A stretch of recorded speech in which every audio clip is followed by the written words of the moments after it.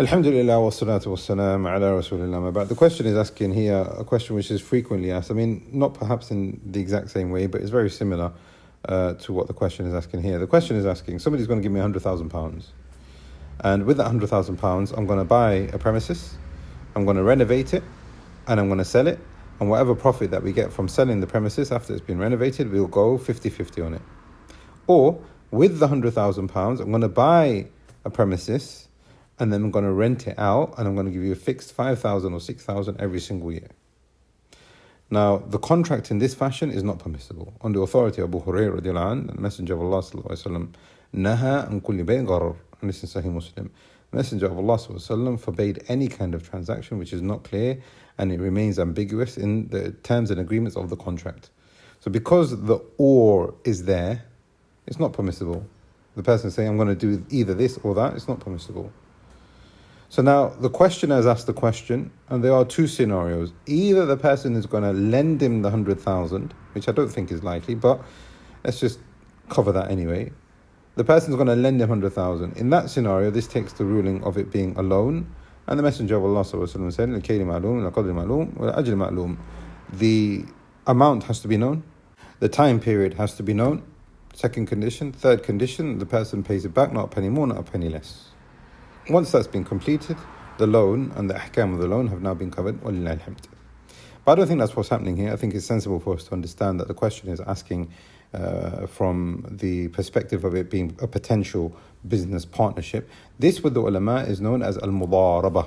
Al-Mudarabah, business partnerships. And the ulama have given 4 or 5 conditions. Number 1, and this is why we said in the question itself is wrong. The contract itself is haram. Why? Because condition number 1, the nature of the work must be known. So if I say to you, invest in me £10,000, £100,000, either I will do this or that, or that, or that, or that, that's not permissible. Because I'm taking your money, or we're both investing in a venture, and I don't even know what I'm doing myself, and you don't know what I'm doing. That's not permissible. Therefore, if the person is saying, give me £100,000, either we'll renovate, or we'll buy a premises in order to rent out, one of those have to be selected. So, number 1, the work must be known. Number 2, the amount of capital must be known. So you're going to invest 80, I'm going to invest 20. You're going to invest 100, I'm going to invest 0. That's possible. The amount of capital has to be known. Number 3, the payments must be completed by those people who are investing. So if you are investing 100,000 and I'm investing 20,000, you can't invest 80,000 and say, well, I'll give you 20,000 later. The payment must be completed at the point of entry into the business partnership. If the person wants to increase their stake afterwards, that's fine. But then the next condition will have to be reassessed, which is now profit and loss is based on percentages. Profit and loss is based on percentages. Now, the ulama have said the percentages either reflect the capital that the person invests, or it is what they have both agreed upon. Okay? So, you invest 80, I invest 20, the venture is worth 100,000, you get 80% of the profits, and you take 80% of the hits, and I get 20% of the profits, and I incur 20% of the risk of loss. If it is fixed at a rate, then this is akin to riba, and this is not allowed. And there is no difference of opinion between the ulama on this. If a person says, I will give you 100,000, you invest it, and I want 5,000, 6,000, 7,000 every year returned to me, this is not permissible. Why? Because the person is not taking any risk. And it's as if he is lending the money and expecting more in return at a fixed rate, and that's not permissible.